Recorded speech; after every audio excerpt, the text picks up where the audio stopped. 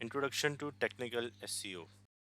Technical SEO एक ऐसा process है कि जिसके अंदर हम अपनी वेबसाइट को ऑप्टिमाइज कर रहे होते हैं फॉर सर्च इंजन्स। बट इसका जो पर्पस रहेगा ये कंटेंट को इम्प्रूव करना नहीं रहेगा, बल्कि वेबसाइट का जो डेवलपमेंट फेज है, या आप यूँ समझो वेबसाइट के अंदर जो एप्लीकेशंस हैं या वेबसाइट किस तरह बिहेव करेगी technically to the search engines, हम उसको ऑप्टिमाइज करने वाले हैं। अब इसका मतलब ये बनता है कि हम वेबसाइट की स्पीड को इंक्रीज करेंगे। अब स्पीड का कंटेंट के साथ कोई लेना देना नहीं है, लेकिन वेबसाइट का स्पीड तेज होना ये यूजर एक्सपीरियंस बेहतर बनाएगा।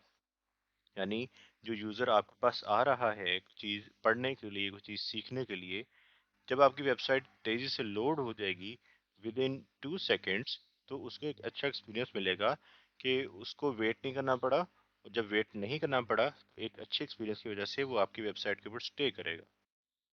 तो टेक्निकल एसईओ के अंदर बहुत सारे प्रोसेसेस मिल के इसको ऑप्टिमाइज कर रहे होते हैं टेक्निकल एसईओ के अंदर। और इसके अंदर बहुत सारी चीज़ें आपको देखनी पड़ेंगी, जैसे स्पीड एक फैक्टर है। उसके बाद आपको देखना पड़ेगा इसका साइट का आर्किटेक्चर, कि कौन सा पेज किसके साथ लिंक कर रहा है। और इसके अंदर बेशुमार आइटम्स है जिसको हम वन बाय वन करके डिस्कस करने वाले हैं।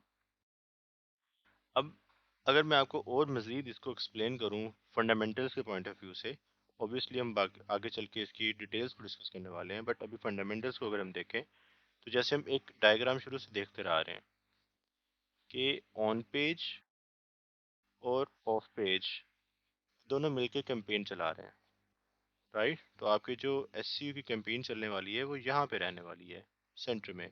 ऑन पेज पे भी काम करना है, ऑफ पेज पे भी। बट एक फैक्टर आप और यहाँ पे ऐड कर लो, ये फैक्टर है टेक्निकल एसईओ का। ये इसलिए इम्पोर्टेंट है कि ये वेबसाइट को स्ट्रॉन्ग करेगा, इन अ सेंस कि वेबसाइट का आर्किटेक्चर स्ट्रॉन्ग है, वेबसाइट की स्पीड बहुत तेज़ है, वेबसाइट सिक्योर है, राइट। वेबसाइट के अंदर कोई डुप्लीकेशन नहीं है, कि आप कंटेंट डाल तो रहे हो, वो कंटेंट बिल्कुल सही पब्लिश हो रहा है, आपकी वेबसाइट इंडेक्सेबल है, आपकी वेबसाइट क्रॉलेबल है, राइट।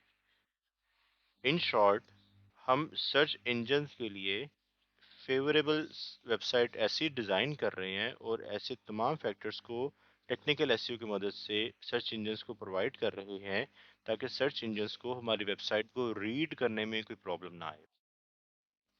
जैसे हमें पता है कि हम टाइटल टैग हर पेज में डालेंगे।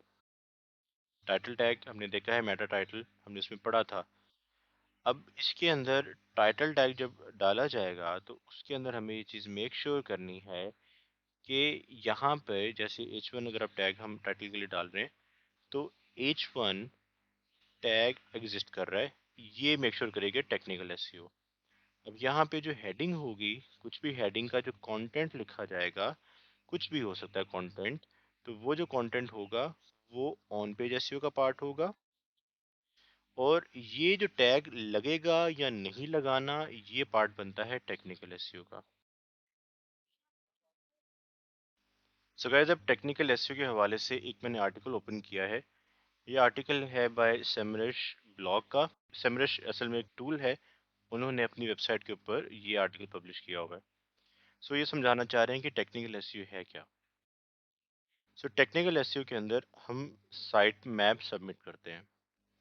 साइट मैप क्या है, मैं आपको अभी क्विकली बता देता हूँ कि साइट मैप होता किस तरह का है। तो किसी भी वेबसाइट का साइट मैप आपको इस यूआरएल से मिलेगा। आपको वेबसाइट का नाम लिखना है और साथ में sitemap.xml लिखना है।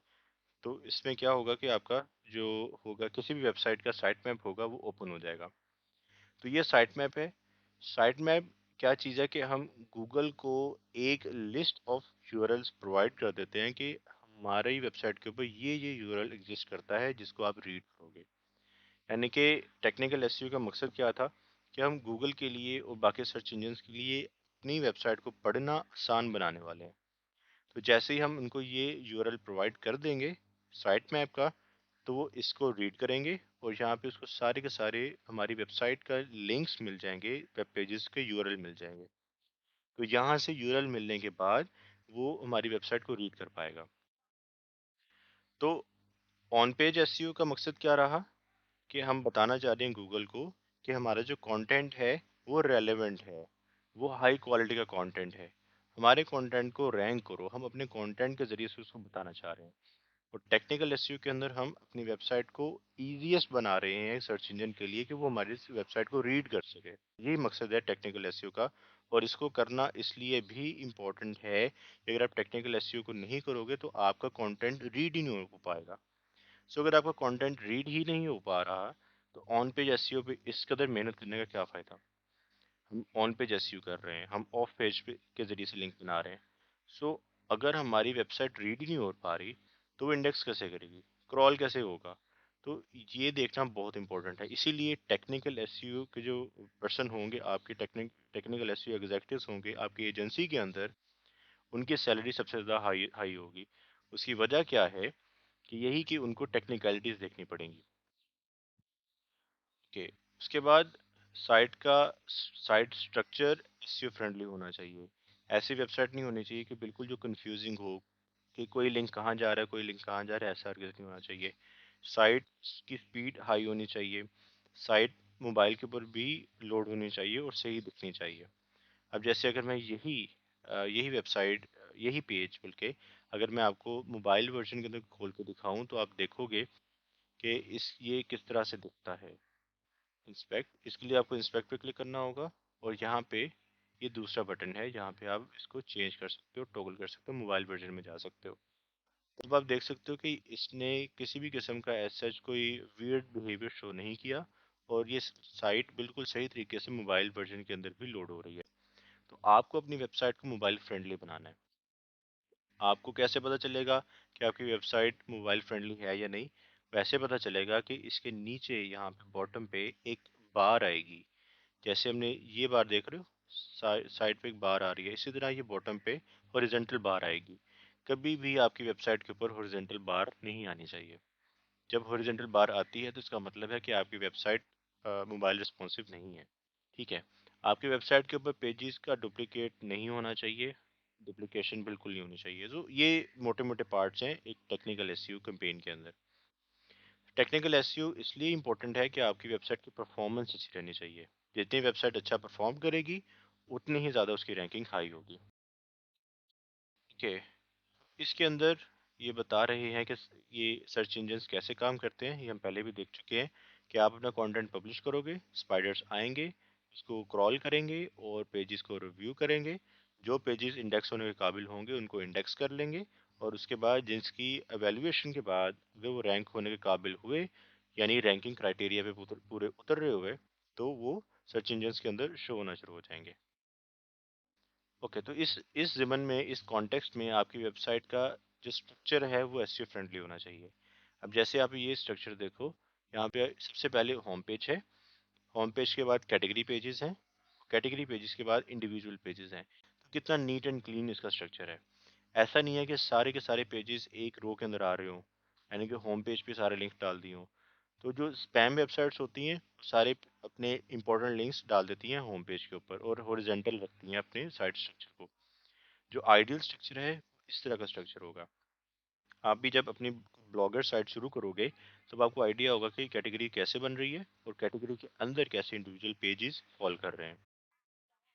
साइट मैप का सबमिट करना ज़रूरी है। और साइट मैप कैसे बनता है, ये एक साइट है sitemaps.org, वहाँ से बनाया जा सकता है। अदरवाइज़ अगर आप वर्डप्रेस यूज़ कर रहे हो तब आप योस्ट को यूज़ कर सकते हो, रैंक मैथ को यूज़ कर सकते हो। लेकिन अगर आप इन इन टेक्नोलॉजीज़ को यूज़ नहीं कर रहे और नेटिव बना रहे हो अपनी वेबसाइट को, खुद से HTML CSS जावास्क्रिप्ट के कोड के ज़रिए से अपनी वेबसाइट को लिख रहे हो, तो उस केस में आप डेवलपर को बोल दोगे कि आपको साइट मैप जनरेट कर। साइट मैप का जो लिंक रहेगा हमेशा अपने sitemap.xml ही रखना है। यही स्टैंडर्ड है। ऑल्दो ये डिफरेंट हो सकता है पर जो स्टैंडर्ड चल रहा है इंडस्ट्री का वो यही चल रहा है। तो आप इसी को फॉलो करो। साइट मैप ऐड हो गया। उसके बाद इंडेक्सिंग को समझना भी इम्पोर्टेंट है। आपको ये देखना है कि आपकी वेबसाइट इस वक्त इंडेक्स कर रही है या नहीं। फॉर एग्जांपल कि मैं एक साइट देखना चाहता हूँ, जैसे इंस्पायर अपलिफ्ट थी, कि ये रैंक कर रही है या नहीं कर रही। रैंक से मुराद ये कि इंडेक्स है या नहीं, यानी गूगल में एग्जिस्ट करती है या नहीं। उसको देखने के लिए आपको साइट और कॉलन लिखना होगा। उसके बाद आप डोमेन एंटर करोगे, तो एंटर करने के बाद गूगल बता देगा कि इस वेब पेज के कितने पेजेस इस वक्त इसके इंडेक्स में मौजूद हैं। तो ये देखो कि ये वेबसाइट कितनी ग्रो करती जा रही है, और इनके ऑलमोस्ट 1.75 मिलियन पेजेस इस वक्त गूगल में इंडेक्स हो चुके हैं। तो ये बहुत बड़ी साइट बन रही है और बहुत अच्छा परफॉर्म कर रही है। ओके, ये कुछ मेटा टैग्स हैं, नो इंडेक्स टैग्स, ये हम पहले देख चुके हैं। जैसे नो फॉलो लिंक होता है, इसी तरह नो इंडेक्स का टैग होता है। ये पेज के हेड टैग में लगेगा एचटीएमएल के अंदर, और इसका मकसद क्या है कि ये पेज को इंडेक्स नहीं करना। हम पेजेस को कंट्रोल कर सकते हैं और गूगल को बता सकते हैं और किसी भी सर्च इंजन को बता सकते हैं कि किस पेज को उसने इंडेक्स करना है, किसको नहीं करना। हर पेज इंडेक्स नहीं करना होता। जैसे एक ई कॉमर्स स्टोर के अंदर एक कार्ट का पेज है, उसको हम इंडेक्स नहीं करवाना चाहते। इसी तरह चेकआउट का पेज है, उसको हम इंडेक्स नहीं करवाना चाहते।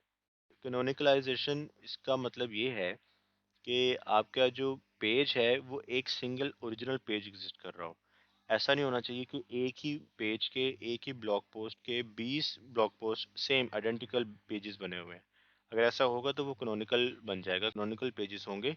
आपको कभी भी कैनोनिकलाइजेशन नहीं चाहिए। आपको हमेशा एक ओरिजिनल पेज ही चाहिए, किसी भी वेबसाइट का, किसी भी वेब पेज का।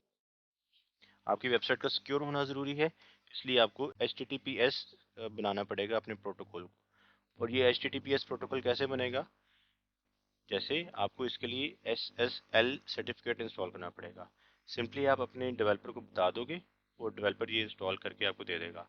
अब जैसे ये एक वेबसाइट है, इसने SSL सर्टिफिकेट इंस्टॉल नहीं किया, तो इसका देखो यहाँ पे जो लिंक जनरेट होगा वो HTTP के साथ जनरेट होगा। सो हमें चाहिए HTTPS का प्रोटोकॉल। उसके लिए आप डेवलपर को बताओगे कि वेबसाइट के अंदर SSL सर्टिफिकेट को इंस्टॉल करें। ओके, एक ही वर्जन रहना चाहिए, मल्टीपल वर्जन नहीं होने चाहिए। जैसे आप देखो कि yourwebsite.com है और एक आ रहा है www.yourwebsite.com, तो इसका भी एक ही वर्जन बनना चाहिए। अदरवाइज अगर आप बाय डिफ़ॉल्ट देखो तो किसी भी वेबसाइट का बिहेवियर ऐसा है कि वो इसके दो वर्जन शो करवाएगा। साइट का जल्दी लोड होना ज़रूरी है। साइट की स्पीड अगर बहुत कम होगी तो यूज़र एक्सपीरियंस ख़राब होगा, और यूज़र एक्सपीरियंस अगर ख़राब हो गया तो उससे आपकी वेबसाइट की परफॉर्मेंस डाउन हो जाएगी। स्ट्रक्चर डाटा क्या है, ये बाकी चीज़ें हम नेक्स्ट वीडियोस के अंदर कवर करेंगे। ये आगे चल के एडवांस चीज़ें स्टार्ट हो रही हैं। सो ये था टेक्निकल एसईओ का एक थोड़ा सा डिटेल्ड इंट्रोडक्शन। और नेक्स्ट वीडियो से हम स्टार्ट करते हैं साइट मैप क्या है और रोबोट टीएक्सटी फाइल्स क्या होती हैं।